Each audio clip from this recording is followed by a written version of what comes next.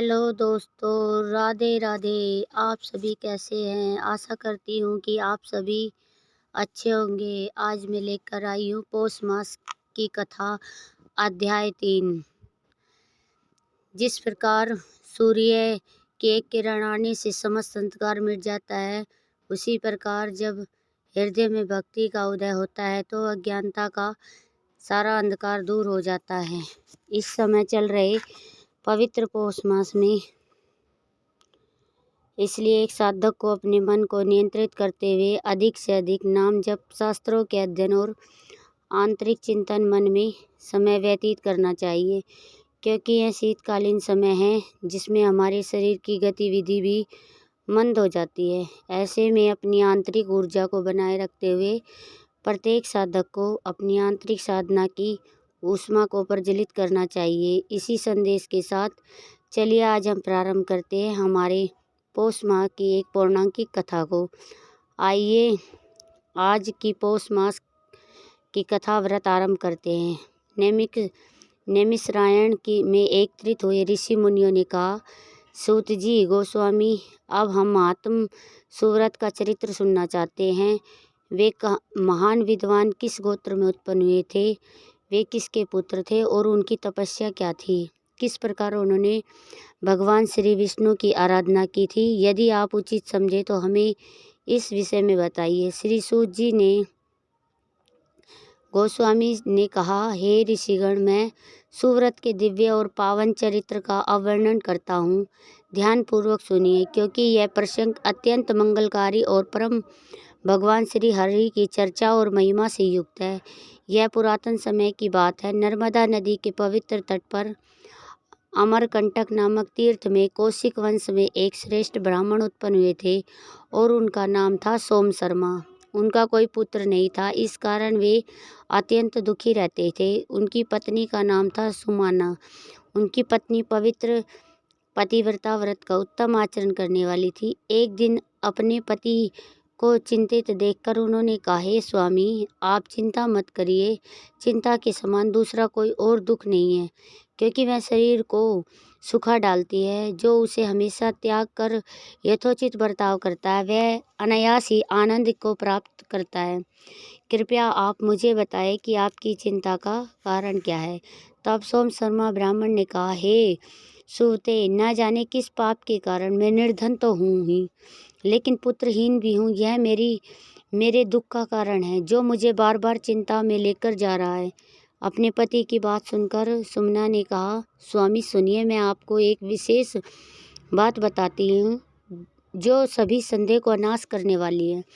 पाप एक वृक्ष के समान है और उसका बीज है लोभ। लोभ उसकी जड़, मोह उसकी जड़ है, असत्य उसका तना है और माया उसकी शाखाओं का विस्तार है।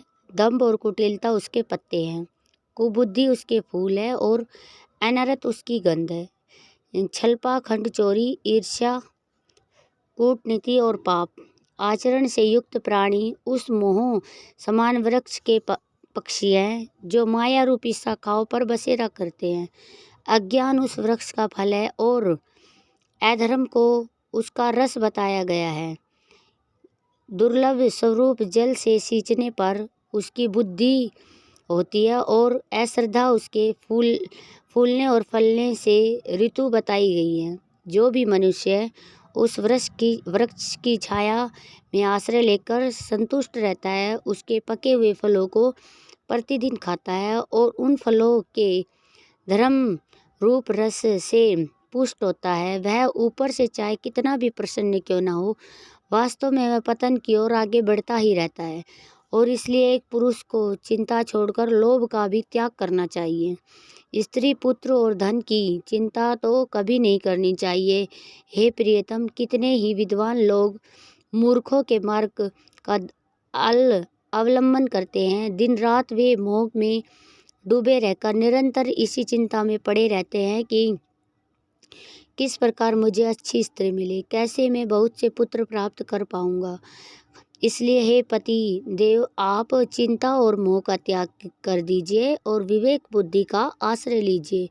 कोई पूर्व जन्म में ऋणी होने के कारण इस जन्म में अपने संबंधी बनकर आते हैं और कोई कोई धरोहर हड़प कर लेने के कारण ही संबंधी के रूप में जन्म लेते हैं। पत्नी, पिता, माता, भाई, स्वजन और बांधव सब लोग अपने अपने ऋणानुसार के कारण ही इस पृथ्वी पर उत्पन्न होते हैं। जो किसी का ऋण लेकर मर जाता है, उसके यहाँ दूसरे जन्म में ऋणदाता पुरुष, पुत्र, भाई, पिता, पत्नी और मित्र के रूप में उत्पन्न होता है। वह सदैव ही अत्यंत दुष्टता पूर्वक व्यवहार करता है। गुणों की ओर तो वह कभी देखता ही नहीं है। क्रूर स्वभाव और निष्ठुर आकृति बनकर वह अपने स्वजनों को सदैव कठोर बातें सुनाता है। प्रतिदिन मीठी वस्तुएं स्वयं खाता है। घर में रहते हुए भी धन का बलपूर्वक उपयोग करता है और जब उसे मौका रोका जाए तो वह क्रोधित हो जाता है। हे स्वामी, अब मैं आपके सामने शत्रु के स्वभाव वाले पुत्र का वर्णन करती हूँ। ऐसा पुत्र बाल्यावस्था से ही सदैव शत्रुओं जैसी बर्ताव करता है। खेल कूद में भी वह अपने माता पिता को मार मार कर भगाता है और बारंबार हंसता रहता है। क्रोधयुक्त स्वभाव को लेकर ही वह बड़ा होता है और सदैव बैर के कामों में लगा रहता है। प्रतिदिन माता और पिता की निंदा करता है। फिर विवाह संबंध हो जाने पर अनेक प्रकार से धन का खर्च करता है।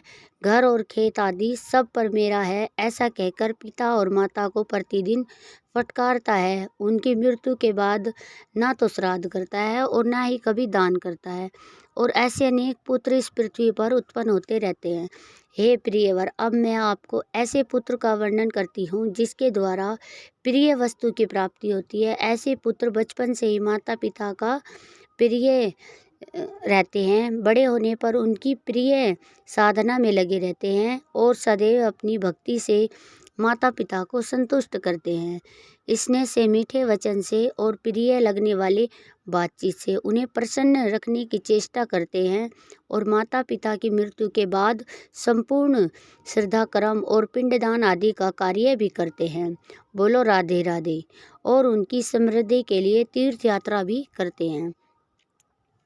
हे प्रियतम, अब मैं आपको इस समय आपके समान उदासीन पुत्र का वर्णन करती हूँ। उदासीन बालक सदा उदासीन भाव से ही रहता है। वह ना तो कुछ देता है और ना ही कुछ लेता है, ना रुष्ट होता है ना संतुष्ट होता है। और इस प्रकार मैंने पुत्रों के संबंध में आपको सब कुछ बताया।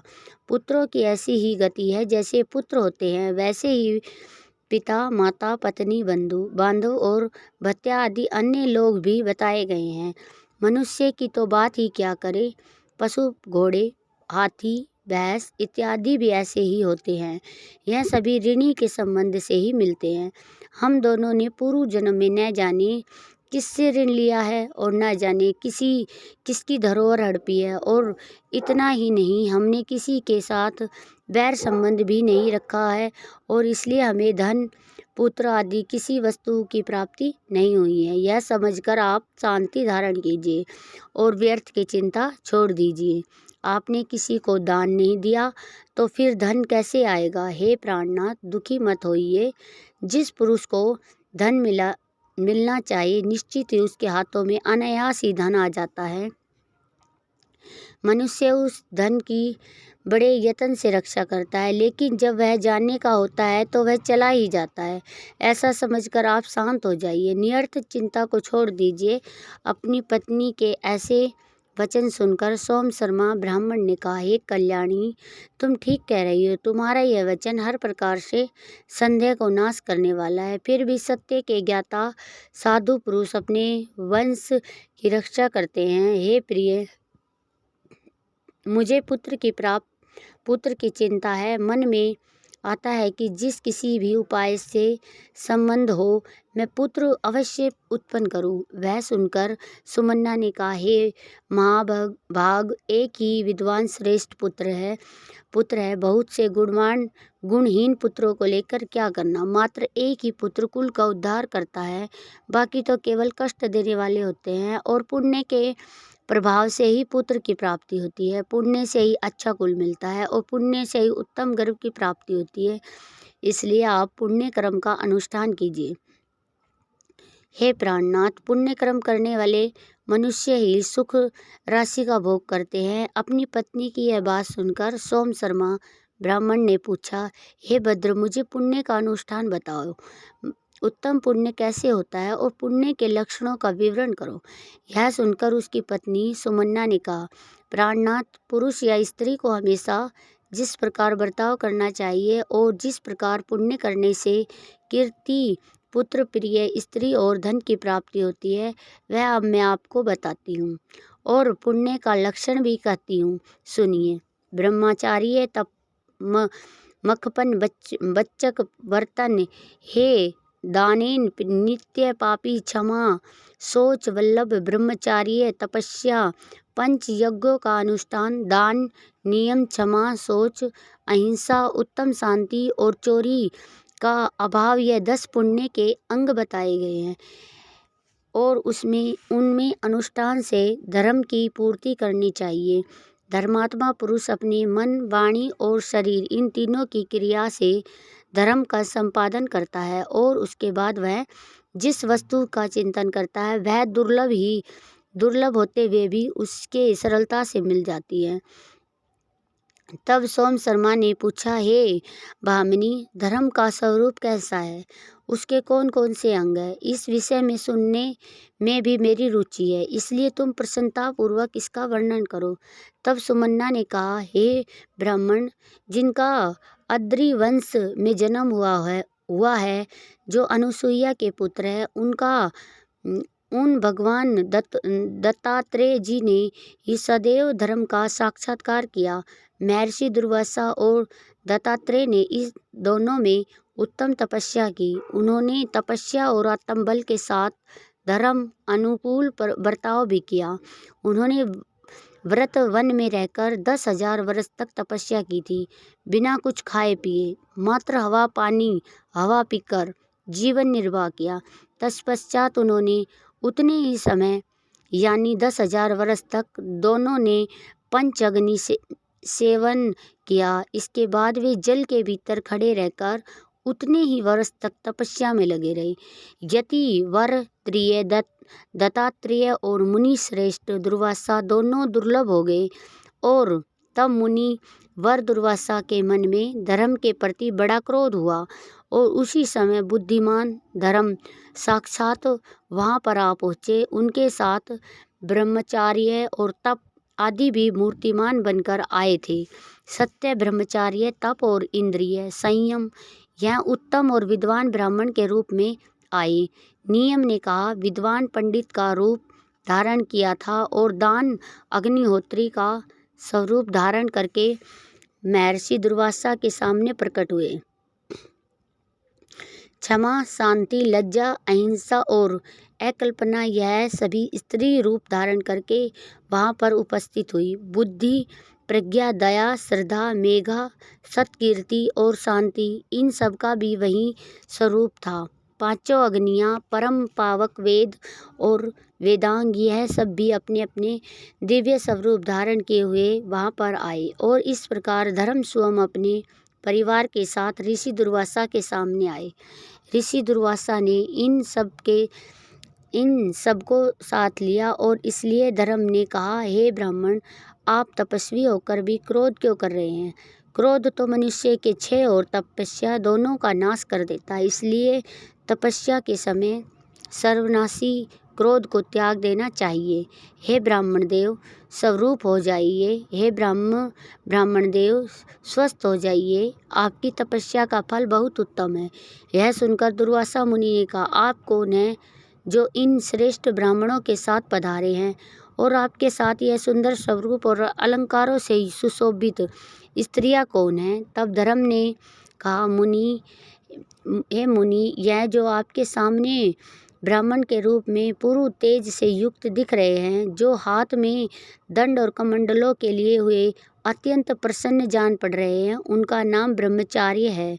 इस प्रकार यह जो दूसरे तपस्वी ब्राह्मण खड़े हैं, उनकी ओर देखिए। उनके शरीर का रंग पीला और आंखें भूरे रंग की है, उन्हें सत्य कहा जाता है।